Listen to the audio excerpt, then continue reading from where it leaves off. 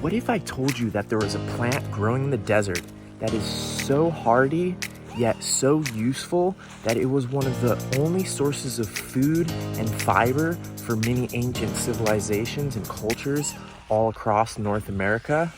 What if I told you that those fibers and food sources were still being used today, and there's even a really popular beverage drunk by cold weather hipsters around the world made from that plant? Well, guess what? We're gonna find that plant right now and nature journal it. What? Looks like someone has been eating this plant, and whoever it is, they probably saw the end of the video where I described more about the edibility and drinkability of this fascinating desert plant. But even before that, we're gonna nature journal this plant because sometimes knowing a lot of information about something actually gets in the way of nature journaling it. So I don't know if you're gonna like this or not, but I have a little bit of a dangerous plan I'm gonna do to nature journal this agave that is right in front of me here and is wonderfully in flower right now. So this might not be the best idea, but I'm gonna give it a try. It's interesting from an intellectual perspective and maybe from an artistic one as well. Scientific, I should say, instead of intellectual perhaps. But here you can see an agave that I nature journaled not that long ago in another part of San Diego County. This is a really interesting endemic species, and what I could do is basically turn this plant profile or species profile into a joint comparison. So a joint comparison, in my opinion, is a more valuable and sophisticated nature journaling technique and creates more interesting observations many times. So instead of just doing a species profile, which is what we often just end up doing nature journaling, and it's sort of like the nature diaries of an Edwardian lady. So nothing against Edith Holden, but we can do slightly more sophisticated things in our nature journals today in 2023.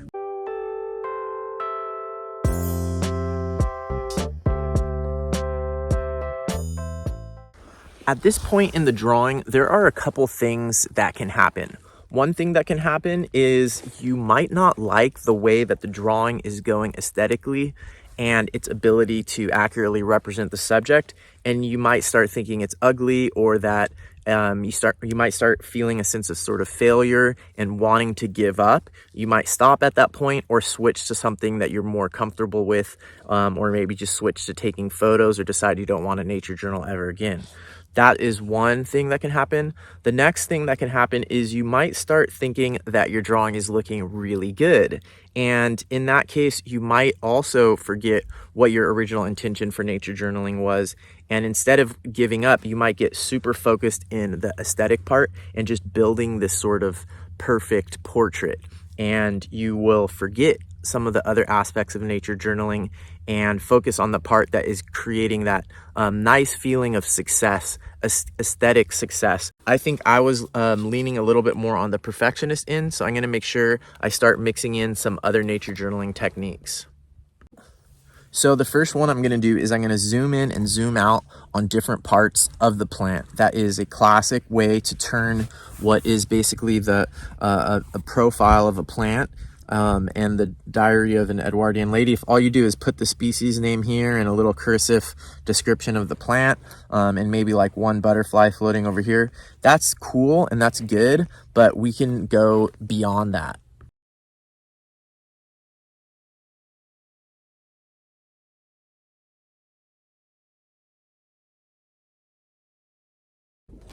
This is super fun. This is where modern nature journaling goes a lot further than some of the earlier manifestations. So in this case, focusing in and zooming in on different parts of the plant has given me a more interesting perspective on the plant. It's giving me a more interesting thing happening on my page. And it also led me to a question, which is one of the most important things we can do with nature journaling, is pursue our curiosity and train our curiosity. This is something that is undertaught in today's world. And this is one of the things that nature journaling offers as a transferable skill to people who are not going to be working in anything related to natural history, to art, to visual communication, but people who could be working in totally disparate fields.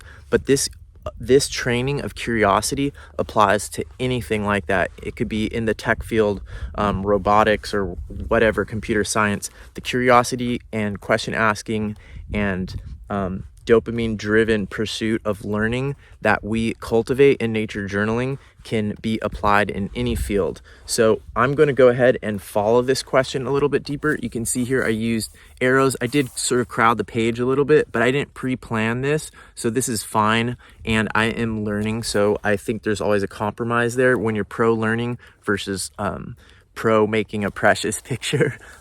And so now what I want to look into a little bit more is this question of, I don't see anything that looks like a mature fruit, even though that this is a flowering process. So I'm going to do a little bit of brainstorming with questions. Then I'm going to walk around and see if I can answer some of those questions by looking around on the desert floor beneath this flowering agave.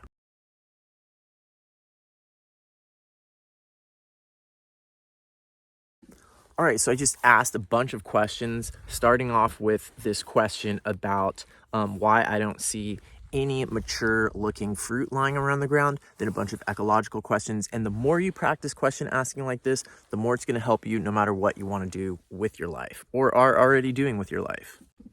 Now I'm gonna get up out of my chair, walk around the agave a little bit, and look to see if I can find any fruit on the ground. So what I'm gonna do now is, now that I have this page mostly filled here, I'm gonna switch over here, and it's the facing page, so I'm feeling less pressure now, unless I am really attached to the drawing that I did at the beginning or the aesthetic that I created on that page.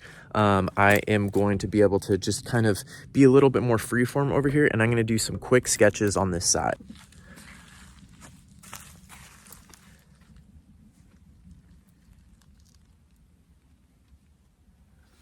I don't see anything that looks like mature fruit yet, but I do see a closer look at the flowers and the buds that I was drawing before. So feel free to, even in this case, I'm in a state park. If it's on the ground, pick up a flower or a leaf and draw a zoomed in. When you're doing your zoomed in one, you can use binoculars like I was. You can walk closer to the plant, or if you find something on the ground like this, you could draw from that.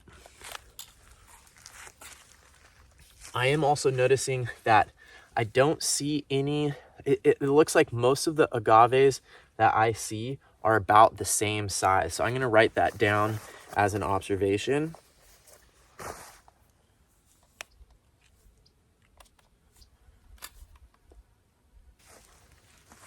I'm also not seeing, I'm seeing most of them in sort of clusters. I don't notice any where it's just one plant. So Acosta's hummingbird came by. I'm gonna add this to my page. Ideally, I'd have some relationships on here. Pollinator relationships or pollinator collections is a great nature journaling strategy. I did notice one cool small stingless bee, so probably a native bee, I'm not sure, but definitely something not Apis mellifera. That landed on my page. And then I have seen the honeybees. I think there's one in there right now that's crawling around for a long time. That's weird.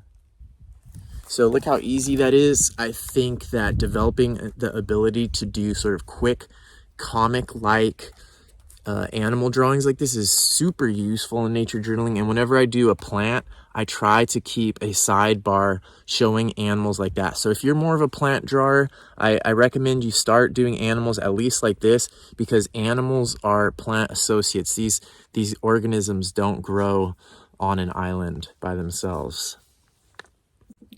Before I put my watercolor on this page, I'm just gonna go on one last rant about Edith Holden and the Nature Diaries of an Edwardian Lady.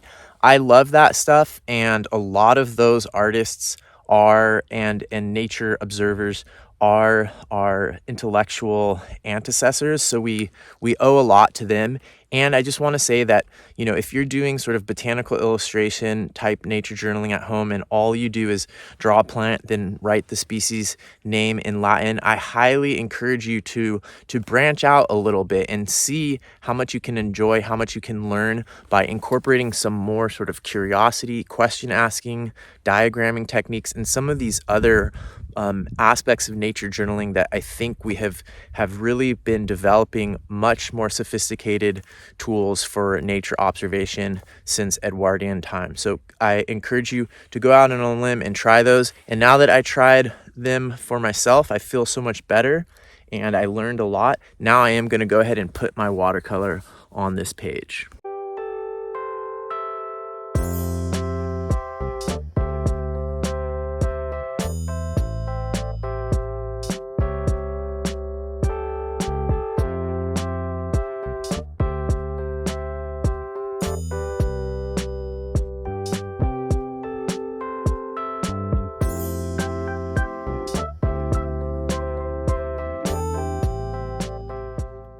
So I'm noticing on this plant right next to the one that I've been observing in nature journaling, there are what look like mature fruit. So just curious what I'm sort of missing and, you know, the importance of looking at more than just one plant and coming up with explanations for things. I promised I would say more about the edibility of this plant. So check it out. Here it is. It is the agave genus. And this genus has a whole bunch of different species in North America, all the way down into South America, I believe. And I don't think any are native to the old world, but they have been introduced there. Here you can see part of the main stalk is chewed out by what looks like something an animal would have done right there. And this is the way a plant like this works. So you can tell a plant that puts out a huge stalk like this to flower is using a lot of energy. And the way that plants store energy is as sugars or as carbohydrates, which are a type of sugar. So a plant like this is growing for a long time, photosynthesizing, creating sugars from photosynthesis, and then storing them in different ways so that it can make a huge flower. And there's reproductive reasons for making a huge flower. But those sugars are sometimes tied up in ways that animals can't easily consume. One thing that a plant can do to protect its sugars is have spines. And you can see these ones have spines on the ends that point straight out, and they have these spines on the edge.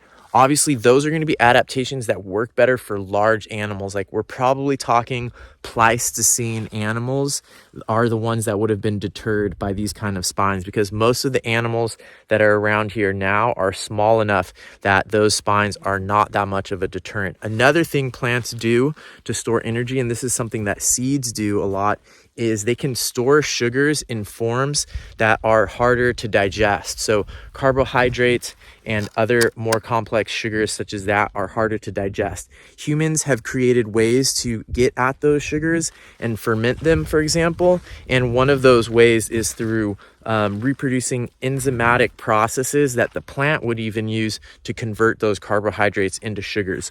One way that agaves have been consumed historically and to this day is through a slow roasting process, and a slow process at high temperatures can sometimes convert certain complex sugars into simple sugars. Fermentation is another way. Malting and germination are other ways. So there's a variety of ways. You can also use saliva. The human saliva contains some of the enzymes that convert complex sugars such as carbohydrates into simpler sugars.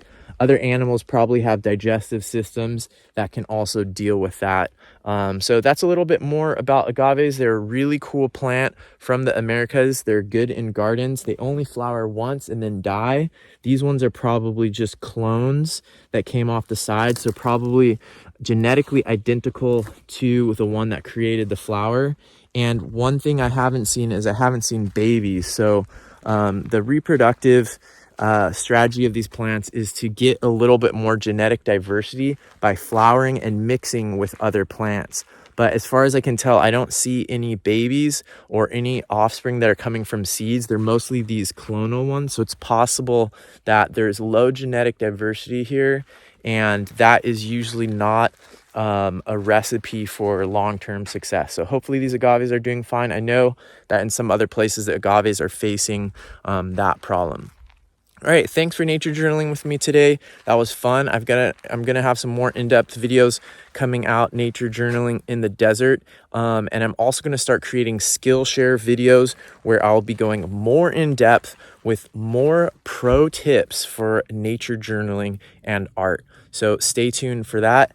And thanks to everybody who supports me on Patreon. That's basically the only way that I have supported the Nature Journal show over the last year, besides just using my own money. So thanks to all of you. And if you want to find out more about how nature journaling can make the world a better place, and you want to be part of that community for the cost of one Starbucks coffee a month, check out this link up here for more about my Patreon.